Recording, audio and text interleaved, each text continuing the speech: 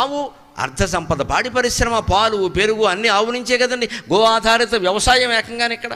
ఆవు పేడ ఒక్కటి ఉంటే వ్యవసాయం 10 ఎకరాల వ్యవసాయం చేయొచ్చు. గోవుని పూజిస్తున్నాం మనం, గోవుల్ని సేవ చేయట్లేదు. దండేసి పసుపేసి కుంకుమ రాసి దానికి మండిపోయేలాగా ముందు వెనక పసుపు కుంకాలు రాసేస్తున్నాం అక్కడ. ఈ పిచ్చి పని మానేసి గోవులకి సేవ చేయాలి. ఎందుకంటే ఈ పూజ ఎందుకు చేస్తాం? మాకు మనవడ పుట్టాలి. నీకు మనవడ పుట్టడానికి గోవుకి సంబంధం ఏంటం? ఈ పిచ్చి ఆలోచనలు. గో పూజ కాదండి చేయాల్సింది, గో సేవ. దానికి దోమలు కొట్టకుండా గోకాలి, గోమారం లేకుండా గోకాలి, గడ్డితో పొగ ఇయ్యాలి. అది తింటుంటే దూరంగా ఉండాలి.